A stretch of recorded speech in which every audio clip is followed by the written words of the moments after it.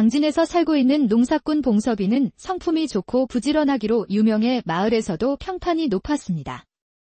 그런 그가 최근 세상에서 가장 행복한 사내가 되었으니 그 이유는 바로 얼마 전에 옆 마을의 매향이란 여인과 혼례를 치렀기 때문이었지요. 아이고, 내 요즘에는 당신이 해주는 이 밥 때문에 살맛이 나는구만. 당신이 해주는 이 된장찌개가 얼마나 맛이 나는지 내가 일을 하면서도 계속해서 머리에 생각이 나더란 말이지. 지난번에 당신이 워낙에 맛있게 드시길래 내 오늘은 많이 만들어 놓았으니 천천히 드셔요. 서방님. 알았네. 알았어. 그나저나 내 오늘은 다른 곳에도 힘을 쓸 일이 있어 노으니 부인. 나 밥 한 공기만 더 주시오. 하이고, 당신도 참말로 남사스럽게. 누가 들으면 어쩌시려고 그러십니까? 아, 부부끼리 부부의 정을 나누는데 누가 뭐라고 하겠는가? 그러지 말고 이리 좀 와보시게, 부인. 이렇듯 매일같이 행복한 신혼생활에 빠져있던 봉섭이 그가 매향이에게 장가를 간 지 2달 정도 지났을 때쯤 뙤약볕에서 논에서 일을 하고 있던 와중에 마을 친한 친구인 덕삼이가 찾아왔지요. 아야, 봉섭이. 요즘 아주 내 얼굴이 태양보다도 환한 것 같구만. 역시 남자는 장가를 잘 가야 한다더니 그 말이 딱 맞구만. 덕삼이 왔는가? 나도 다른 사람들이 그저 장가를 빨리 가야 한다고 말을 할 때는 몰랐는데 확실히 집에서 매일 나를 기다려주는 사람이 있으니 다르기는 다르구만. 그래, 이 친구 아주 웃음꽃이 펴버렸구만. 그래, 그 신혼생활이 그렇게 좋은가? 말을 해서 못하겠는가? 우리 마누라나 나나 둘 다 일찍이 부모님을 잃고 오랫동안 혼자 살았으니 서로 처지가 비슷해서 그런지 내 사람 귀한 줄 알아서 나를 아주 끔찍하게도 잘 챙겨주는구만. 아이고, 참말로 깨가 쏟아지는구만. 쏟아져. 그날도 해가 저물어갈 무렵 봉섭이는 서둘러 농사일을 마치고 부인 매향이가 차려주는 맛있는 저녁을 기대하며 집으로 발걸음을 옮겼습니다. 오늘은 우리 매향이가 또 무슨 맛있는 것을 차려놨을까? 지난번에 끓여줬던 찌개도 참 맛있었는데 말이여. 설레는 마음으로 집에 도착한 봉섭이 그가 집에 도착하자마자 곧장 방문을 열고서는 외쳤습니다. 부인, 나 왔구만. 오늘은 논에서 배가 등에 닿을 때까지 일을 하고 왔으니 얼른 저녁 좀 차려주시오. 하지만 평소와는 다르게 방 안에는 아무도 모습을 보이지 않았고 매향이의 짐도 옷까지도 온데간데 없었지요. 순간 봉섭이의 가슴이 철렁 내려앉았고 그는 서둘러 그에 두었던 돈을 확인해 보았는데요. 없네. 아이고. 아니나 다를까 분명 그곳에 있어야 할 돈은 이미 흔적도 없이 사라지고 없었지요. 봉섭이는 얼굴이 창백해진 채 비틀거리며 마을로 뛰쳐나와 급한 마음에 이웃집 사람들을 붙잡고 물었습니다. 저기 아줌매, 혹시 우리 매양이 못 봤어? 오늘 우리 매양이가 어디 간 거 못 보셨어? 매향이. 나도 오늘은 거 홍대감댁네 품한 일 하느라 하루 종일 집을 비워놔서 못 봤는데. 봉섭이, 무슨 일 있냐잉? 우리 부인이 그 매양이가 내가 여태 모아놨던 돈을 다 들고 사라져 불었구만이라. 웜에, 뭐라고야? 내가 여태까지 악착같이 모았던 그 돈을 말이야? 하이고, 이를 어쩌냐잉? 뭐라? 매양이가 봉섭이 그동안 모아둔 돈을 다 가져가 버렸다고. 아이고, 봉섭이가 워낙에 부지런해놔서 거 한두 푼 모았던 것이 아닐 텐데 말이여. 에이, 그것이 어쩐지 느닷없이 봉섭이한테 시집을 온다고 하더니만 다 속셈이 있었구만. 그래, 속셈이. 그러게 말이여. 이거야 원. 이러니 사람이 제일 무섭다고 하는 것 아니겠는가. 그나저나 이제 우리 봉섭이 불쌍해서 어쩐다냐. 봉섭이의 울부짖는 소리를 듣고 몰려온 마을 사람들은 혀를 차며 수군거렸지만 누구 하나 매향이를 봤다고 말을 해주는 이가 없었지요. 매향이가 집을 나간 이후 며칠째 혼이 나간 채 살던 봉섭이 이후 그에게 뜻밖의 이야기를 들려준 사람은 바로 마을 처녀 춘심이었는데요. 봉섭이 오라버니. 내가 이제사 이런 말을 하는 것이 조금 조심스럽기는 한디, 매향이 언니가 사라지던 날 말이야. 우리 마을에 진수 오라버니도 사라졌다는구만. 진수라고. 진수라면 그 맨날 일도 안 하고 살던 그 진수 말하는 것이오. 그런데 그놈은 갑자기 왜? 춘심이는 안타까운 표정으로 봉섭이에게 조용히 설명을 했습니다. 봉섭이 오라버니는 그간 워낙에 일만 하면서 사느라 마을 처자들 사이에서 도는 이야기를 몰랐나 보구만. 매향이 언니가 말이야. 오라버니한테 시집오기 몇 년 전까지 진수 오라버니랑 몰래 만나는 사이였구만. 그것이 참말이라냐? 그럼 내가 뻔히 그 옆마을 매양이한테 장가드는 것을 알면서 우째 지금껏 아무도 나한테 그런 말을 안 해줬단 말이냐? 하이고, 오라버니. 좋은 것이 좋은 것이라고 큰일 앞둔 사람한테 누가 부정타게 굳이 나서 그런 말을 하겠는가? 그리고 사람들이 다 그 진수 오라버니가 워낙에 일도 안 하고 지내는 논팡이라 매향이 언니가 거기에 질려서 마음 정리하고 건실한 봉섭이 오라버니한테 시집을 온 줄 알았지? 누가 이런 일이 벌어질 줄 알았는가? 그 말을 들은 봉섭이는 다리에 힘이 쭉 풀리는 것이 더 이상 춘심이의 말을 듣고 있을 힘조차 남아있지 않았지요. 원매. 그러면 그 매양이가 처음부터 돈만 노리고 나한테 시집을 온 것이라 이 말이. 그날 이후 봉섭이는 사람이 달라졌습니다. 마을에서는 둘째가라면 서러워할 정도로 부지런했던 그였지만 이제는 논밭에는 나가지도 않고 아침부터 밤까지 주막에 앉아 술만 마시며 폐인처럼 지냈지요. 봉섭이는 술이 한 번 들어가면 세상의 모든 여자들이 원망스러워지기 시작했습니다. 다들 알고 있었으면서. 이놈의 여자들이란 다 한통속이구만. 믿을 사람이 하나도 없어. 이렇게 매일같이 술독에 빠져있는 봉섭이를 안타깝게 바라보던 그의 절친 덕삼이가 하루는 봉섭이를 찾아왔지요. 자네가 힘든 것은 알겠지만서도 이제 그만하시게. 봉섭이. 이러다가 진짜로 사람 잡겠구만. 하이고, 덕삼아. 나는 인자 사람이 무섭다. 나는 말이여, 단 2달의 신혼생활이었지만서도 그 매양이한테 인생 전부를 걸었는데 도대체 그동안 내가 뭐를 잘못했길래 나한테 이런 일이 벌어졌는지 아무리 생각을 해봐도 모르겠구만. 덕삼아, 내가 한번 말해봐라. 내가 뭐를 그렇게 잘못한 것이냐? 슬퍼하며 자신을 자책하는 봉섭이를 보며 덕삼이는 그의 앞에 마주 앉아 조용히 입을 열었지요. 봉섭아.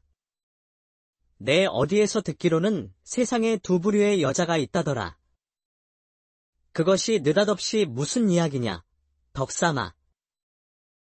여자란 마음속에 표주박을 품고 다니는데 말이여.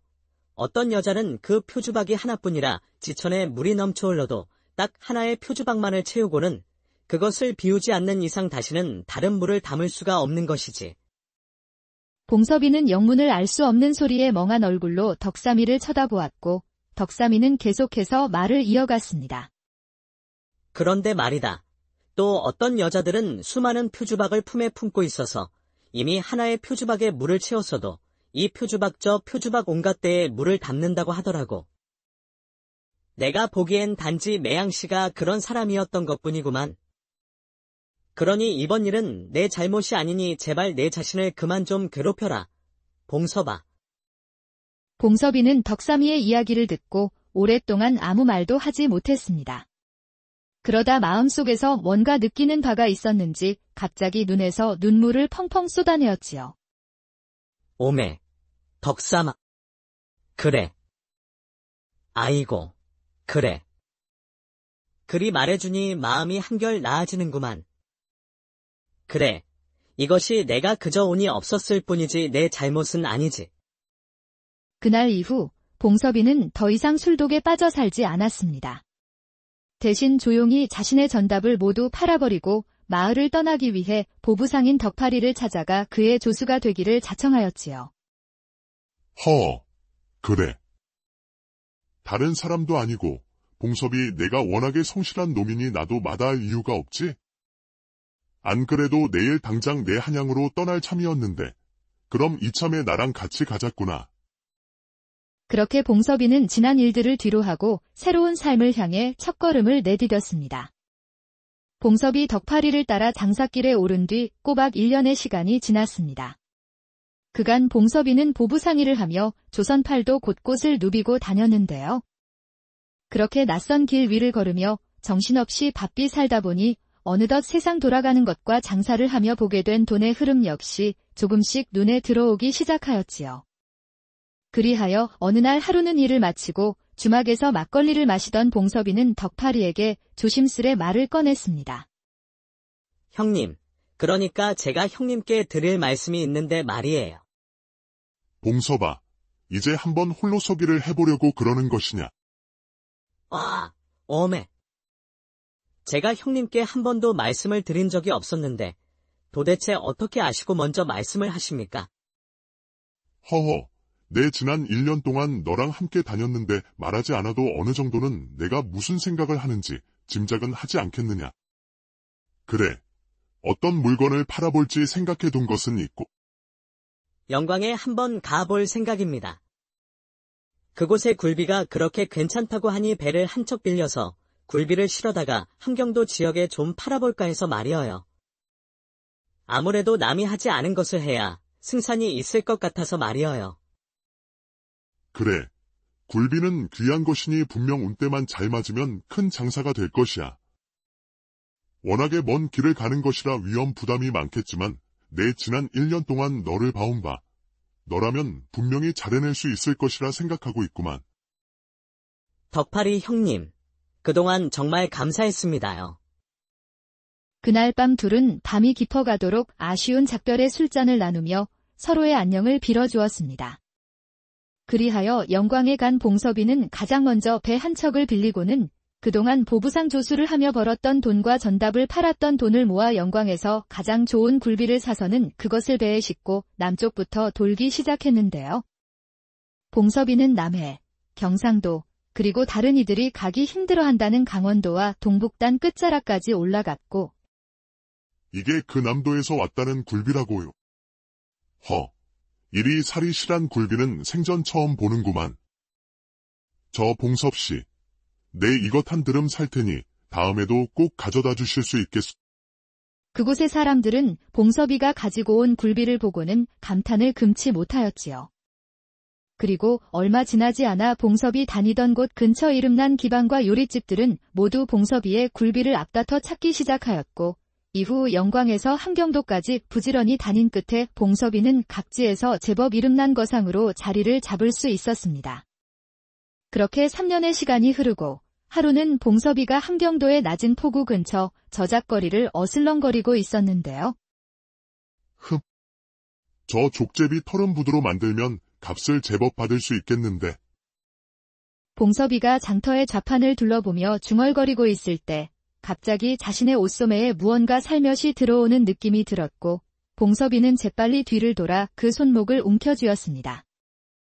이 녀석이 어디 남의 소매에 함부로 손을 넣어. 그의 손에 잡힌 것은 12살쯤 되어 보이는 소년이었는데 그 소년은 깜짝 놀라 어찌할 바를 모르고 덜덜 떨고 있었지요. 아이고, 나으리. 제가 잘못했습니다요. 그리고 그때 마침 옆에서 순찰을 돌던 포졸이 그 장면을 목격하고는 그 소년에게 달려와 육모방망이를 마구 휘둘렀습니다. 누군가 했더니 또 너구나. 이놈의 자식이 더러운 손을 못 쓰게 해줘야 정신을 차리지.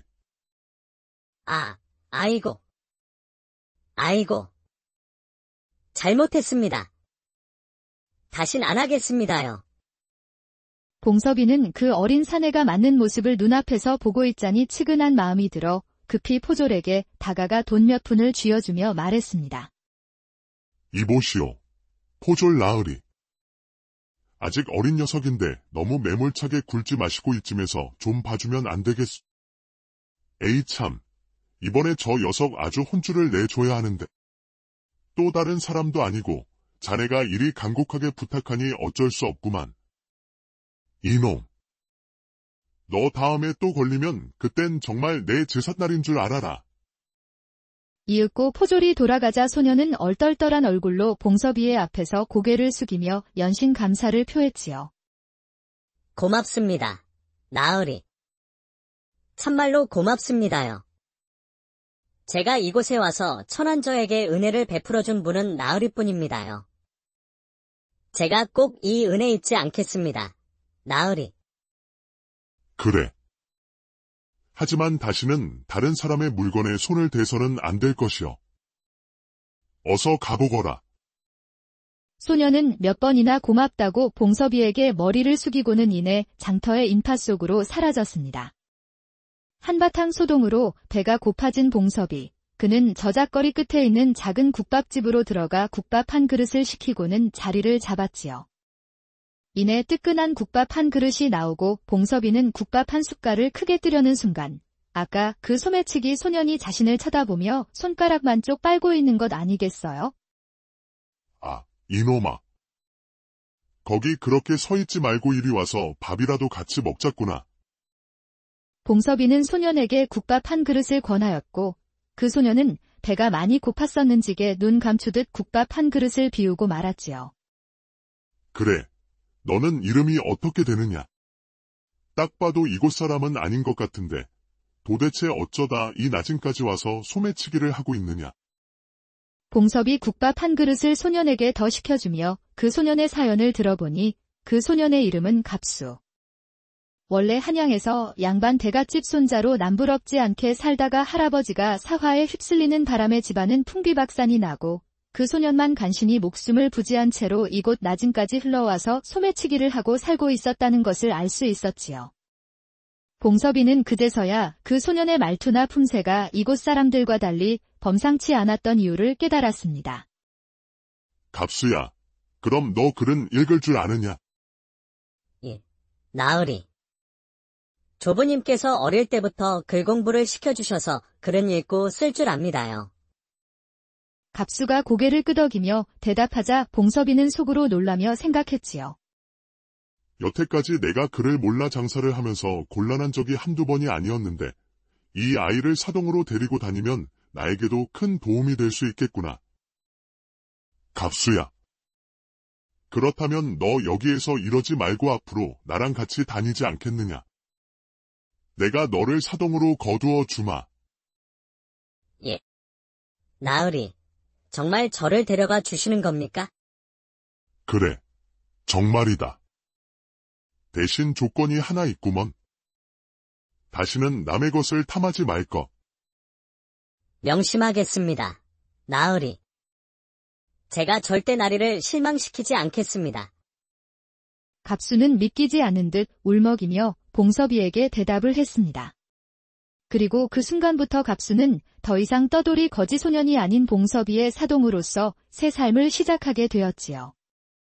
갑수를 사동으로 거둔 이후부터 봉섭이는 더욱더 큰 부를 모을 수가 있었습니다. 봉섭이는 나진에서 노서하국으로 들어오는 온갖 모피들을 배 가득 싣고 멀리 목포로 가서 그곳의 필방에 팔아 큰 돈을 벌어들였는데 그 돈을 관리하는데 갑수의 공이 아주 컸기 때문이었지요. 나으리, 이번에 목포 필방에서 족제비 털을 지난번보다 비싼 값에 팔 수 있었습니다. 이번에 물건값 받은 것도 전부 장부에 확실히 기록해 두었고 말입니다. 갑수는 글을 읽는 것 이외에도 의외로 셈도 빨라. 처음에는 봉섭이 곁에서 그저 잡일만 하였지만 어느새 그는 치부책을 들고 봉섭이 곁을 따라다니며 각종 거래 내역을 꼼꼼히 기록하여 알려주는 격리책이 되었지요. 봉섭이가 갑수를 사동으로 거둔 지 5년의 시간이 흐르자 봉섭이는 이전과는 비교할 수 없을 만큼 큰 돈을 벌게 되었습니다. 그렇게 시간이 흐르다 보니 어느새 마음속 깊이 박혔던 매향이에 대한 미움도 점점 사라지고 이제는 정착할 시기가 왔다고 느껴졌지요.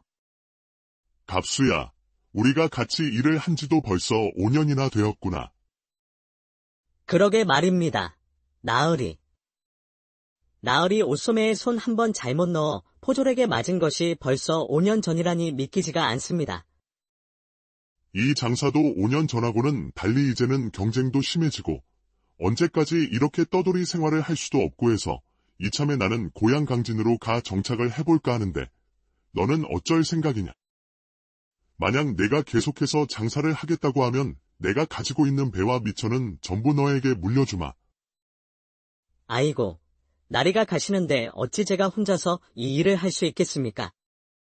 저는 나리 뜻이라면 어디든 따라가겠습니다요. 분명 강진에서도 제가 나리를 위해 할 일이 있지 않겠습니까? 그래. 그럼 이제 바다에서의 놀이는 끝을 내고 너랑 내가 합을 맞춰서 무대서 한번 제대로 놀아보도록 하자꾸나. 그리하여 고향을 떠난 지 거의 10여 년의 세월이 지나 마침내 강진으로 다시 금이 환영한 봉섭이. 그는 강진에서 자리를 잡자마자 마을을 찬찬히 둘러보며 팔려고 내놓은 논밭들을 그동안 벌었던 돈으로 전부 사들였습니다. 그리고는 갑수에게 집안의 하인들과 논밭을 관리하는 일을 맡겼고 자신은 고을원님과 아전들을 모시고 기방에서 그들을 대접하며 강진에서의 자신의 입지를 공고히 다져갔지요. 어느 날 아침이었습니다. 어느 때와 다름없이 봉섭이 사랑채에서 평화로이 시간을 보내고 있었을 때 자신의 소장농 한 명인 병우기가 찾아왔지요. 나으리, 바쁘신데 이렇게 불쑥 찾아와 죄송합니다요. 다름이 아니라 제 딸 명옥이를 이 집 하녀로 좀 써주시면 안 되겠습니까? 명옥이라면 어르신 셋째 딸 아닙니까? 갑자기 무슨 일이 있길래 그러신데요. 예, 실은 명옥이가 지난해 이웃마을로 시집을 갔었는데 그 박복한 것이 시집간 지 반년 만에 서방이 사고로 세상을 떠불었다고 안 그럽니까? 뭐라고요? 아이고, 그런 일이 있었구만요. 그 이후에 우리 명옥이가 산 죄인이 되어 도저히 시댁에서 눈치만 보다가 견디지 못하고 지난달 친정으로 돌아왔는데 나리께서도 보시다시피 저희 집 형편이 넉넉한 편이 아니라서 그나저나 우리 딸아이가 다른 것은 몰라도 음식 솜씨는 기가 막힙니다요. 나으리. 그렇다면 안 그래도 마땅한 참모가 없긴 했으니까 그럼 피차 잘 되었구만요. 어르신. 병우기의 사연을 들은 봉섭이는 딱한 마음에 명옥이를 하녀로 드릴 것을 허락하였지요. 그리하여 다음 날부터 명옥이는 봉섭이의 행랑채에서 머물며 일을 하기 시작했는데요. 그녀를 처음 마주한 봉섭이는 깜짝 놀랐습니다. 아이고, 너무 화려하지도 않고 수수한 것이 묘한 멋이 있는 여인이구나. 저런 여인이 시집을 가자마자 반년 만에 그런 일을 당했으니 잠깐만, 이거 남 일 같지가 않은데. 명옥이를 보고 묘하게 동질감을 느끼게 된 봉섭이 이후 그는 명옥이 만든 음식을 먹어보고는 다시 한번 깜짝 놀랐는데요. 나으리, 아침상 준비해 두었습니다요. 입에 맞으셨으면 좋겠구만요. 아이고, 음식 맛이 하나같이 정갈한 것이 과연 병욱이 어르신이 자랑할 만하구만. 그래, 내 젓가락이 어디로 가야 할지 모르겠구만. 입에 맞으신다니 다행입니다요. 나으리. 그날 이후로 봉섭이는 명옥이가 만들어주는 식사를 기다리는 것이 즐거움이 되었고 시간이 흐를수록 그의 마음속에는 명옥이가 빠르게 자리를 잡았습니다. 그러던 어느 날 밤, 봉섭이는 갑수를 조용히 사랑방으로 불렀지요. 갑수야. 내가 말이다. 너한테 긴히 부탁할 것이 있는데 말이다. 무슨 일이십니까? 평소와는 다르게 봉섭이는 얼굴을 붉힌 채로 갑수에게 조심스레 말을 꺼내는데요. 내가 말이다. 갑수야. 요즘에 명옥이를 자꾸 마음에 두게 되는구만. 그녀의 따뜻한 분위기하며 또 음식 솜씨까지 어느 것 하나 빠지는 것이 없구만. 그래, 요즘 들어 나리께서 얼굴이 예전보다도 훨씬 더 밝아 보이시더니 그 이유가 바로 명옥이 누님 때문이었구만요. 네, 그래서 말인데. 네가 곧 병욱이 어르신 댁에 가서 한번 이야기를 해볼 수 있겠느냐?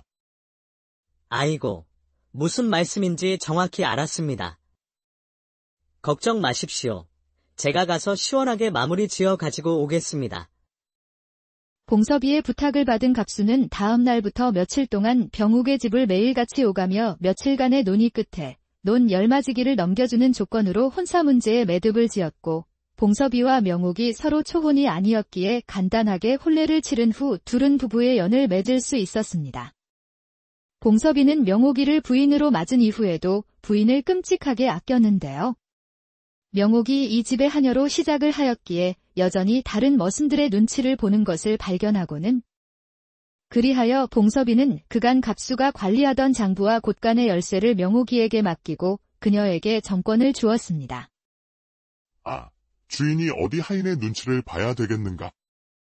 부인, 우리 집 곳간의 열쇠를 당신에게 맡길 테니 오늘부터 집안의 모든 살림살이는 당신이 전부 맡아서 하시게나.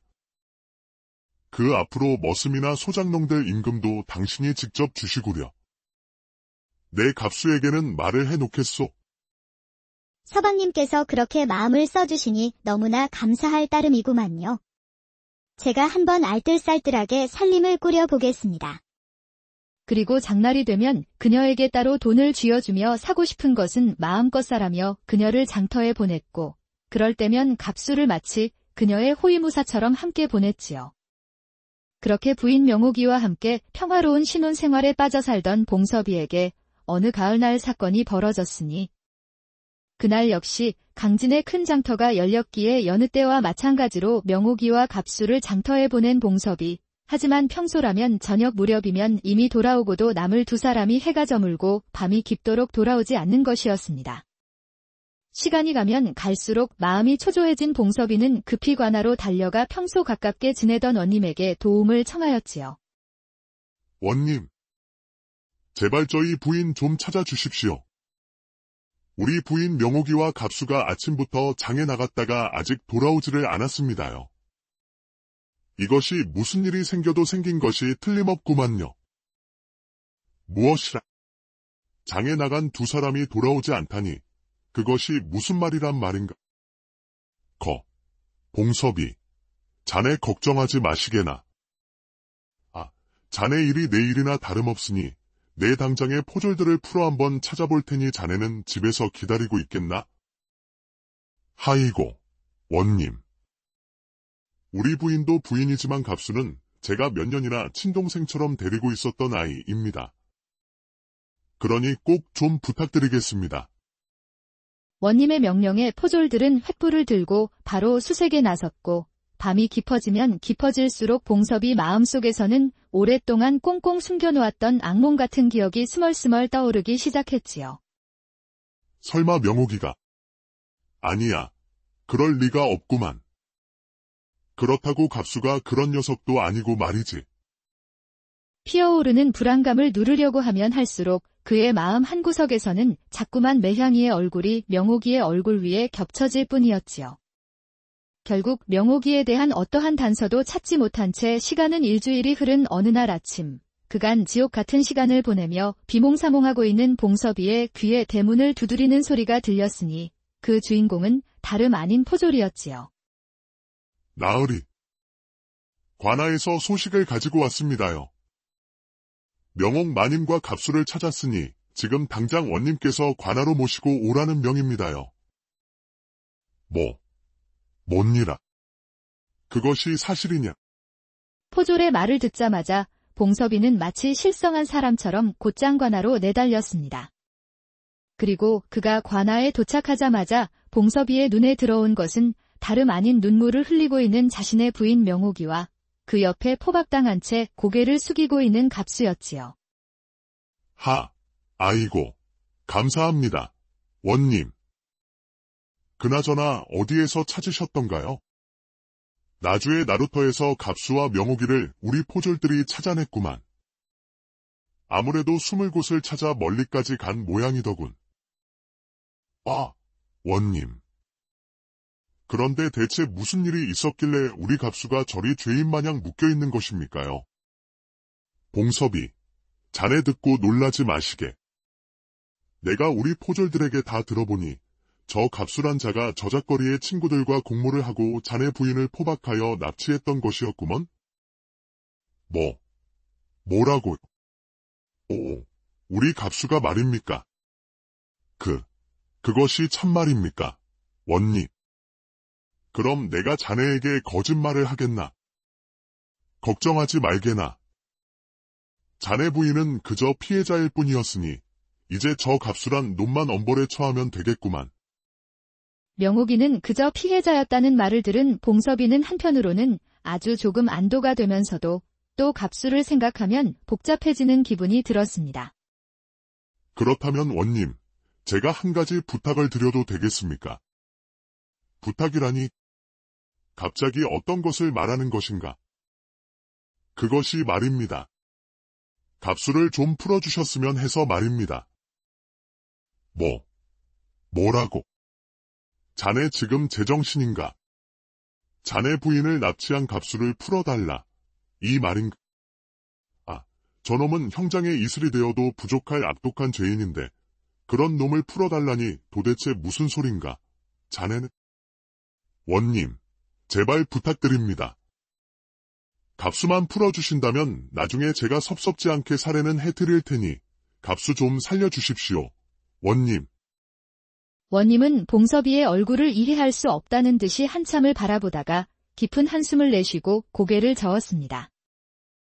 자네는 참. 하여간 사람 좋은 건 알겠네만 이렇게까지 하다니. 다른 사람도 아니고 또 자네 부탁이니 좋구먼.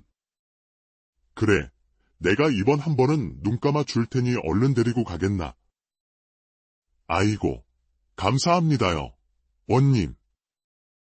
제가 이 은혜는 평생 잊지 않겠습니다.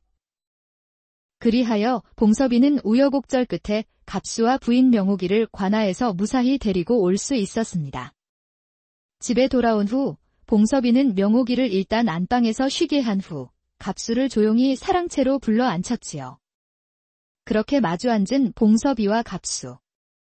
방 안에는 침묵이 잠시 흐르더니 이내 봉섭이가 무엇인가 생각난 듯 너털웃음을 지으며 말문을 열었습니다. 허허, 갑수야. 가만히 보니 말이다. 이 모습이 꼭 내가 너를 처음 만났던 그때를 생각나게 하는구나.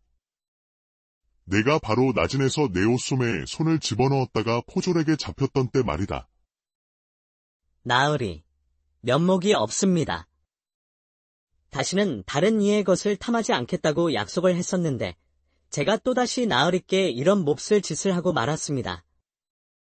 시간이 참 많이 흘렀다고 생각했는데 어찌 보면 우리 둘 다 아직도 그때의 장사꾼과 소매치기에서 벗어나지 못한 것 같구나.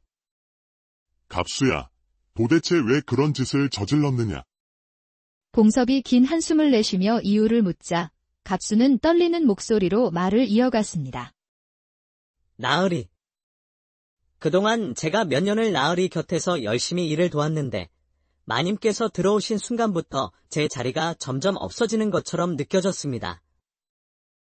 이렇게 가다간 이 집에서 내 자리는 완전히 없어지고 그러다 또다시 나 혼자 거리로 내쫓기는 것 아닌가 하는 그런 생각에 사로잡혀 일을 벌였습니다요. 에휴. 이 녀석. 다른 사람도 아니고 내 너를 쫓을 리가 있겠느냐. 그리고 그런 서운한 마음이 들었다면 일을 벌이기 전에 나에게 한마디 언질이라도 주었으면 좋았을 것을. 그리고는 봉섭이는 조용히 방 안쪽으로 가서 작은 보따리 하나를 들고 나왔습니다. 이걸 한번 열어보거라. 갑수가 조심스럽게 보따리를 열자 그 안에는 엽전이 가득 들어 있었지요. 나리, 이게 다 무슨 돈입니까? 우리가 비록 피는 섞이지 않았지만 그래도 나는 너를 친동생처럼 생각하고 있었기에 언젠가 내가 장가라도 가게 되면 주려고 장사를 해서 돈을 벌 때마다 조금씩 떼어서 모아둔 돈이다. 봉섭이가 쓴웃음을 지으며 설명을 마치자 엽전을 바라보는 갑수의 눈에서는 눈물이 주르륵 흘러내렸지요. 일이 이렇게 되어 버렸으니 너와 나는 이미 돌이킬 수 없는 강을 건너 버린 것 같구나. 앞으로 어디를 가서 무엇을 하든지 이 돈을 미천 삼아 한번 잘해보거라. 나으리, 그동안 정말 죄송하고 또 감사했습니다. 나으리의 은혜는 평생 잊지 않겠습니다. 어서 가거라. 아직 날이 밝을 때 떠나야지. 봉섭이는 눈물을 참으며 등을 돌렸고 갑수는 마지막으로 방문턱에서 고개를 숙여 작별의 인사를 하고는 봉섭이의 집문을 천천히 나섰습니다. 그렇게 오랫동안 이어져 오던 둘의 인연은 이것으로 끝맺음을 하였지요. 갑수가 떠난 뒤 봉섭이는 깊은 한숨을 내쉬며 안방으로 향했습니다. 그가 안방 문을 조용히 열자 방 한쪽 구석에는 명옥이 죄인처럼 앉아 조용히 눈물을 흘리고 있었지요.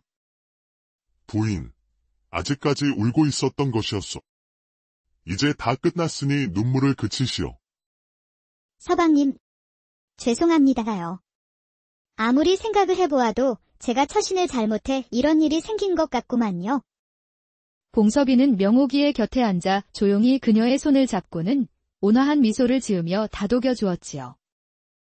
부인, 그것을 어떻게 부인 잘못이라고 타들할 수가 있겠소. 거기다 이번 기회에 내가 부인의 마음속 표주박 개수를 확실히 알게 되었으니 이것이 길게 보면 오히려 잘된 일일 수도 있구만. 그러니 얼른 눈물을 그치시오. 서방님, 그게 무슨 말씀이신지요? 마음속에 표주박이라니요. 그것이 나도 오래전에 친구에게 들은 이야기인데 사람 마음속엔 다 그런 표주박이라는 것이 있는데 어떤 사람은 마음속에 표주박 강진에서 살고 있는 농사꾼 봉섭이는 성품이 좋고 부지런하기로 유명해 마을에서도 평판이 높았습니다. 그런 그가 최근 세상에서 가장 행복한 사내가 되었으니 그 이유는 바로 얼마 전에 옆 마을의 매향이란 여인과 혼례를 치렀기 때문이었지요. 아이고, 내 요즘에는 당신이 해주는 이 밥 때문에 살맛이 나는구만. 당신이 해주는 이 된장찌개가 얼마나 맛이 나는지 내가 일을 하면서도 계속해서 머리에 생각이 나더란 말이지. 지난번에 당신이 워낙에 맛있게 드시길래 내 오늘은 많이 만들어 놓았으니 천천히 드셔요. 서방님. 알았네. 알았어. 그나저나 내 오늘은 다른 곳에도 힘을 쓸 일이 있어 노은이 부인. 나 밥 한 공기만 더 주시오. 하이고, 당신도 참말로 남사스럽게. 누가 들으면 어쩌시려고 그러십니까? 아, 부부끼리 부부의 정을 나누는데 누가 뭐라고 하겠는가? 그러지 말고 이리 좀 와보시게, 부인. 이렇듯 매일같이 행복한 신혼생활에 빠져있던 봉섭이 그가 매향이에게 장가를 간 지 2달 정도 지났을 때쯤 뙤약볕에서 논에서 일을 하고 있던 와중에 마을 친한 친구인 덕삼이가 찾아왔지요. 아야, 봉섭이. 요즘 아주 내 얼굴이 태양보다도 환한 것 같구만. 역시 남자는 장가를 잘 가야 한다더니 그 말이 딱 맞구만. 덕삼이 왔는가? 나도 다른 사람들이 그저 장가를 빨리 가야 한다고 말을 할 때는 몰랐는데 확실히 집에서 매일 나를 기다려주는 사람이 있으니 다르기는 다르구만. 그래, 이 친구 아주 웃음꽃이 펴버렸구만. 그래, 그 신혼생활이 그렇게 좋은가? 말을 해서 못하겠는가? 우리 마누라나 나나 둘 다 일찍이 부모님을 잃고 오랫동안 혼자 살았으니 서로 처지가 비슷해서 그런지 내 사람 귀한 줄 알아서 나를 아주 끔찍하게도 잘 챙겨주는구만. 아이고, 참말로 깨가 쏟아지는구만. 쏟아져. 그날도 해가 저물어갈 무렵 봉섭이는 서둘러 농사일을 마치고 부인 매향이가 차려주는 맛있는 저녁을 기대하며 집으로 발걸음을 옮겼습니다. 오늘은 우리 매양이가 또 무슨 맛있는 것을 차려놨을까? 지난번에 끓여줬던 찌개도 참 맛있었는데 말이여. 설레는 마음으로 집에 도착한 봉섭이 그가 집에 도착하자마자 곧장 방문을 열고서는 외쳤습니다. 부인, 나 왔구만. 오늘은 논에서 배가 등에 닿을 때까지 일을 하고 왔으니 얼른 저녁 좀 차려주시오. 하지만 평소와는 다르게 방 안에는 아무도 모습을 보이지 않았고 매향이의 짐도 옷까지도 온데간데 없었지요. 순간 봉섭이의 가슴이 철렁 내려앉았고 그는 서둘러 그에 두었던 돈을 확인해 보았는데요. 없네. 아이고. 아니나 다를까 분명 그곳에 있어야 할 돈은 이미 흔적도 없이 사라지고 없었지요.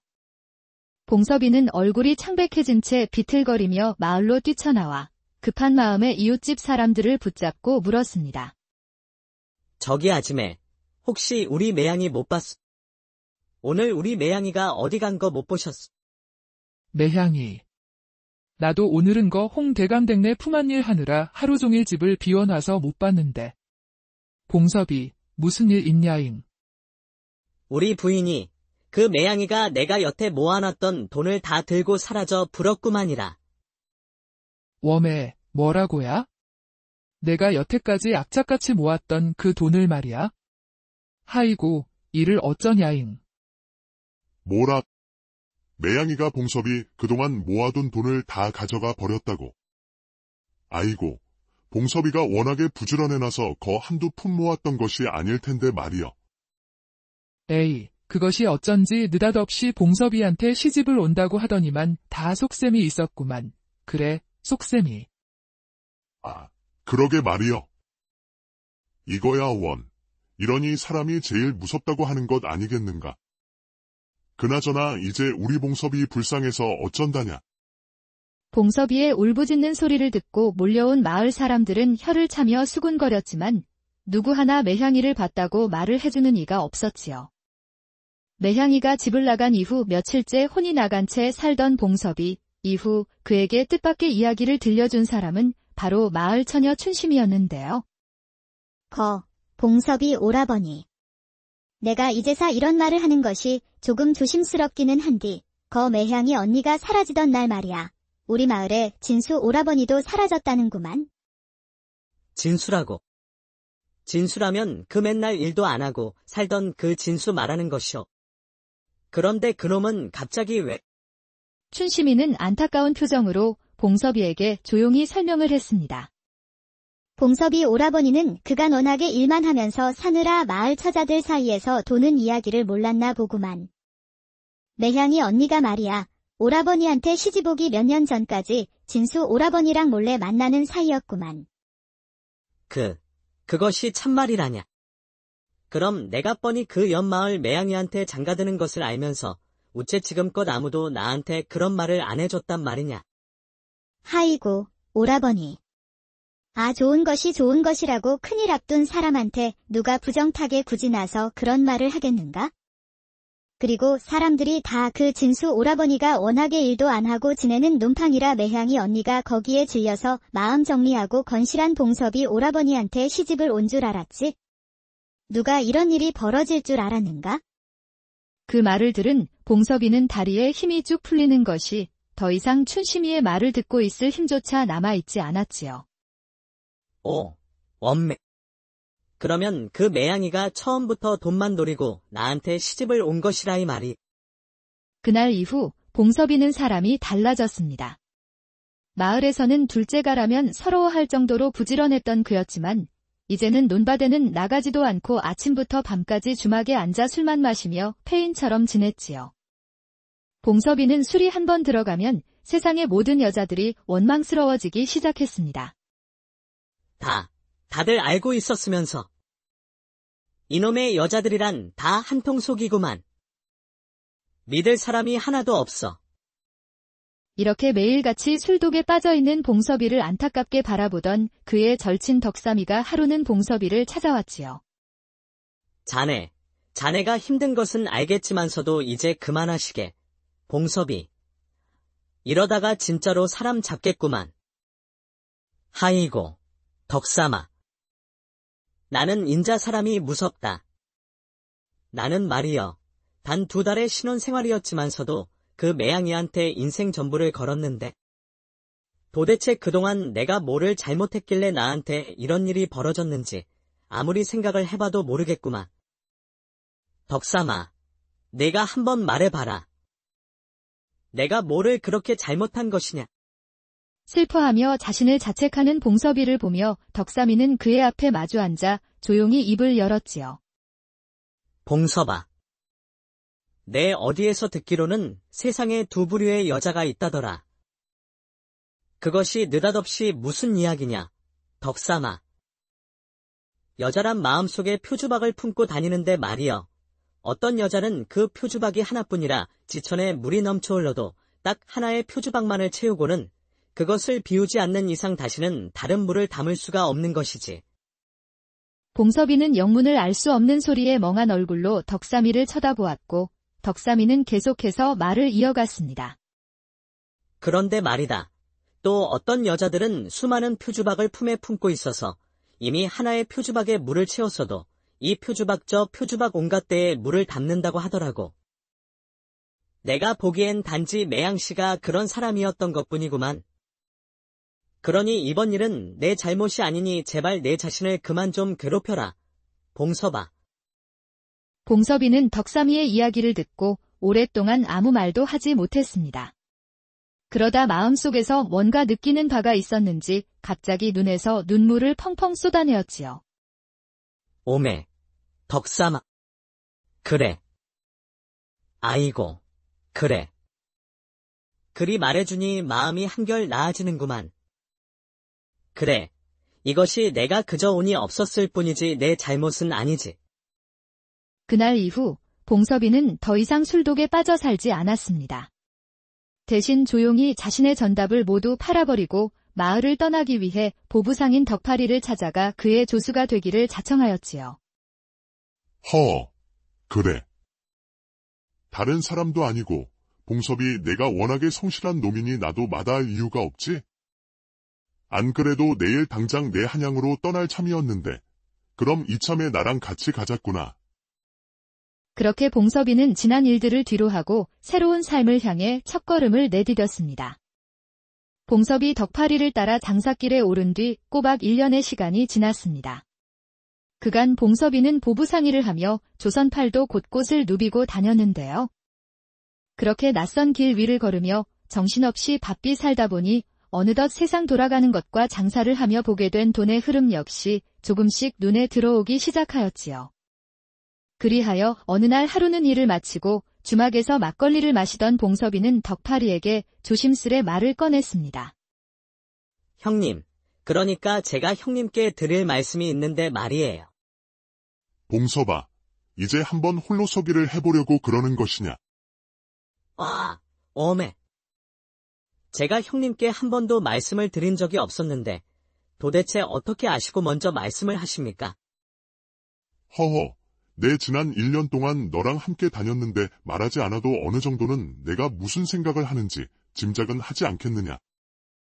그래, 어떤 물건을 팔아볼지 생각해둔 것은 있고. 영광에 한번 가볼 생각입니다. 그곳의 굴비가 그렇게 괜찮다고 하니 배를 한 척 빌려서 굴비를 실어다가 함경도 지역에 좀 팔아볼까 해서 말이어요. 아무래도 남이 하지 않은 것을 해야 승산이 있을 것 같아서 말이어요. 그래, 굴비는 귀한 것이니 분명 운때만 잘 맞으면 큰 장사가 될 것이야. 워낙에 먼 길을 가는 것이라 위험 부담이 많겠지만 내 지난 1년 동안 너를 봐온 바, 너라면 분명히 잘해낼 수 있을 것이라 생각하고 있구만. 덕파리 형님, 그동안 정말 감사했습니다요. 그날 밤 둘은 밤이 깊어가도록 아쉬운 작별의 술잔을 나누며 서로의 안녕을 빌어주었습니다. 그리하여 영광에 간 봉섭이는 가장 먼저 배 한 척을 빌리고는 그동안 보부상 조수를 하며 벌었던 돈과 전답을 팔았던 돈을 모아 영광에서 가장 좋은 굴비를 사서는 그것을 배에 싣고 남쪽부터 돌기 시작했는데요.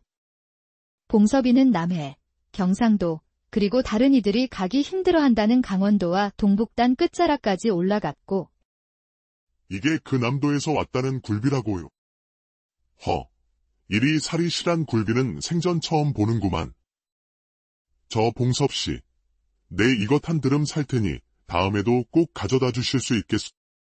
그곳의 사람들은 봉섭이가 가지고 온 굴비를 보고는 감탄을 금치 못하였지요. 그리고 얼마 지나지 않아 봉섭이 다니던 곳 근처 이름난 기방과 요릿집들은 모두 봉섭이의 굴비를 앞다퉈 찾기 시작하였고, 이후 영광에서 함경도까지 부지런히 다닌 끝에 봉섭이는 각지에서 제법 이름난 거상으로 자리를 잡을 수 있었습니다. 그렇게 3년의 시간이 흐르고 하루는 봉섭이가 함경도의 낮은 포구 근처 저작거리를 어슬렁거리고 있었는데요. 저 족제비 털음부두로 만들면 값을 제법 받을 수 있겠는데.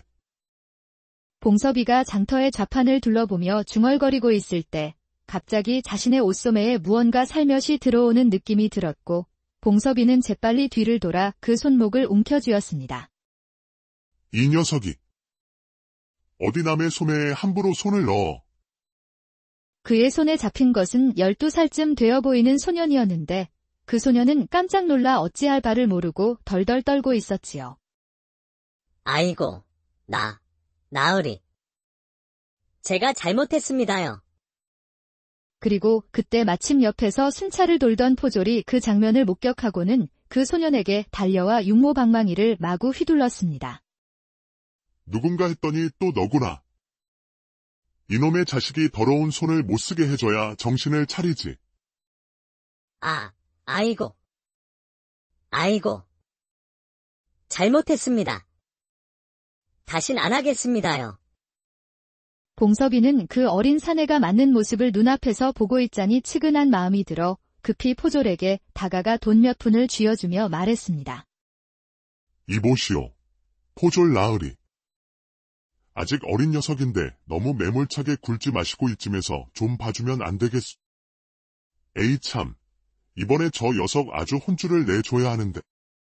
또 다른 사람도 아니고 자네가 이리 간곡하게 부탁하니 어쩔 수 없구만. 이놈. 너 다음에 또 걸리면 그땐 정말 내 제삿날인 줄 알아라. 이윽고 포졸이 돌아가자 소년은 얼떨떨한 얼굴로 봉섭이의 앞에서 고개를 숙이며 연신 감사를 표했지요. 고맙습니다. 나으리. 참말로 고맙습니다요. 제가 이곳에 와서 천한저에게 은혜를 베풀어준 분은 나으리뿐입니다요. 제가 꼭 이 은혜 잊지 않겠습니다. 나으리. 그래. 하지만 다시는 다른 사람의 물건에 손을 대서는 안 될 것이오. 어서 가보거라. 소년은 몇 번이나 고맙다고 봉섭이에게 머리를 숙이고는 이내 장터의 인파 속으로 사라졌습니다. 한바탕 소동으로 배가 고파진 봉섭이, 그는 저작거리 끝에 있는 작은 국밥집으로 들어가 국밥 한 그릇을 시키고는 자리를 잡았지요. 이내 뜨끈한 국밥 한 그릇이 나오고 봉섭이는 국밥 한 숟갈을 크게 뜨려는 순간, 아까 그 소매치기 소년이 자신을 쳐다보며 손가락만 쪽 빨고 있는 것 아니겠어요? 아, 이놈아. 거기 그렇게 서 있지 말고 이리 와서 밥이라도 같이 먹자꾸나. 봉섭이는 소년에게 국밥 한 그릇을 권하였고, 그 소년은 배가 많이 고팠었는지게 눈 감추듯 국밥 한 그릇을 비우고 말았지요. 그래. 너는 이름이 어떻게 되느냐? 딱 봐도 이곳 사람은 아닌 것 같은데 도대체 어쩌다 이 나진까지 와서 소매치기를 하고 있느냐? 봉섭이 국밥 한 그릇을 소년에게 더 시켜주며 그 소년의 사연을 들어보니 그 소년의 이름은 갑수. 원래 한양에서 양반 대갓집 손자로 남부럽지 않게 살다가 할아버지가 사화에 휩쓸리는 바람에 집안은 풍비박산이 나고 그 소년만 간신히 목숨을 부지한 채로 이곳 나진까지 흘러와서 소매치기를 하고 살고 있었다는 것을 알 수 있었지요. 봉섭이는 그제서야 그 소년의 말투나 품새가 이곳 사람들과 달리 범상치 않았던 이유를 깨달았습니다. 갑수야, 그럼 너 글은 읽을 줄 아느냐? 예, 나으리. 조부님께서 어릴 때부터 글 공부를 시켜주셔서 글은 읽고 쓸 줄 압니다요. 갑수가 고개를 끄덕이며 대답하자 봉섭이는 속으로 놀라며 생각했지요. 여태까지 내가 글을 몰라 장사를 하면서 곤란한 적이 한두 번이 아니었는데 이 아이를 사동으로 데리고 다니면 나에게도 큰 도움이 될 수 있겠구나. 갑수야. 그렇다면 너 여기에서 이러지 말고 앞으로 나랑 같이 다니지 않겠느냐? 내가 너를 사동으로 거두어 주마. 예. 나으리.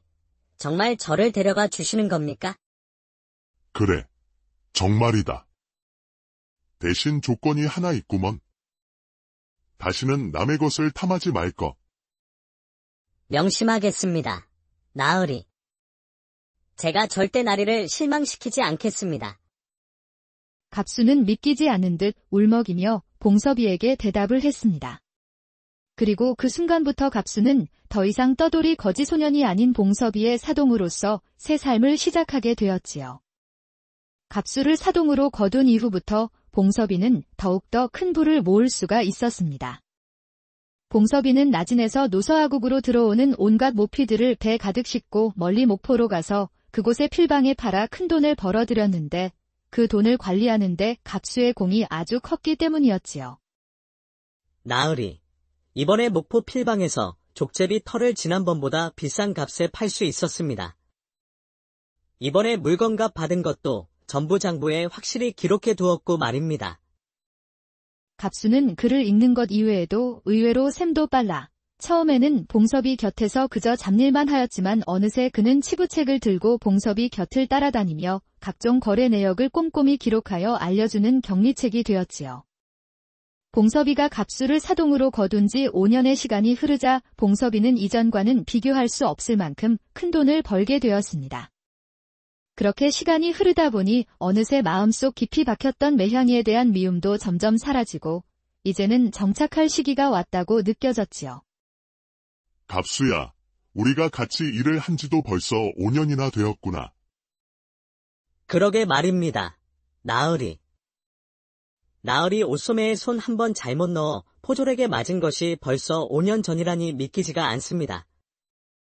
이 장사도 5년 전하고는 달리 이제는 경쟁도 심해지고 언제까지 이렇게 떠돌이 생활을 할 수도 없고 해서 이참에 나는 고향 강진으로 가 정착을 해볼까 하는데 너는 어쩔 생각이냐? 만약 내가 계속해서 장사를 하겠다고 하면 내가 가지고 있는 배와 미천은 전부 너에게 물려주마. 아이고, 나리가 가시는데 어찌 제가 혼자서 이 일을 할 수 있겠습니까? 저는 나리 뜻이라면 어디든 따라가겠습니다요. 분명 강진에서도 제가 나리를 위해 할 일이 있지 않겠습니까? 그래. 그럼 이제 바다에서의 놀이는 끝을 내고 너랑 내가 합을 맞춰서 무대서 한번 제대로 놀아보도록 하자꾸나. 그리하여 고향을 떠난 지 거의 10여 년의 세월이 지나 마침내 강진으로 다시 금이 환영한 봉섭이. 그는 강진에서 자리를 잡자마자 마을을 찬찬히 둘러보며 팔려고 내놓은 논밭들을 그동안 벌었던 돈으로 전부 사들였습니다.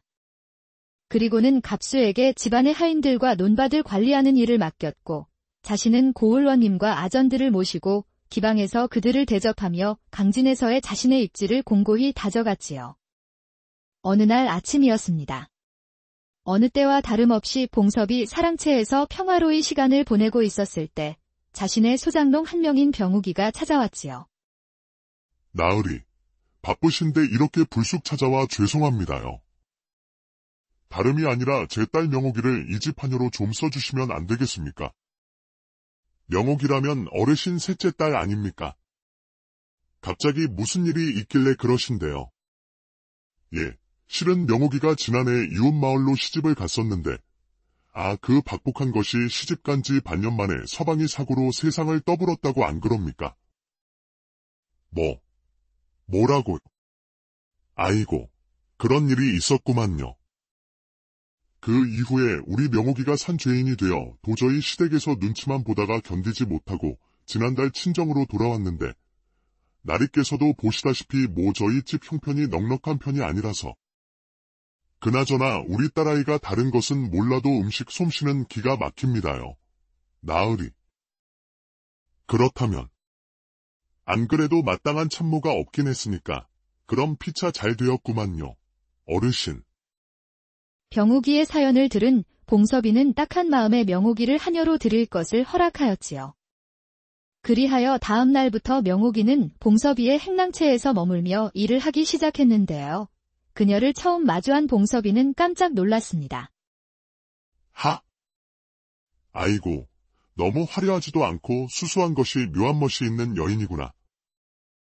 저런 여인이 시집을 가자마자 반년 만에 그런 일을 당했으니 잠깐만, 이거 남 일 같지가 않은데. 명옥이를 보고 묘하게 동질감을 느끼게 된 봉섭이 이후 그는 명옥이 만든 음식을 먹어보고는 다시 한번 깜짝 놀랐는데요. 나으리, 아침상 준비해 두었습니다요. 입에 맞으셨으면 좋겠구만요. 아이고, 음식 맛이 하나같이 정갈한 것이 과연 병욱이 어르신이 자랑할 만하구만. 그래, 내 젓가락이 어디로 가야 할지 모르겠구만. 입에 맞으신다니 다행입니다요. 나으리. 그날 이후로 봉섭이는 명옥이가 만들어주는 식사를 기다리는 것이 즐거움이 되었고 시간이 흐를수록 그의 마음속에는 명옥이가 빠르게 자리를 잡았습니다.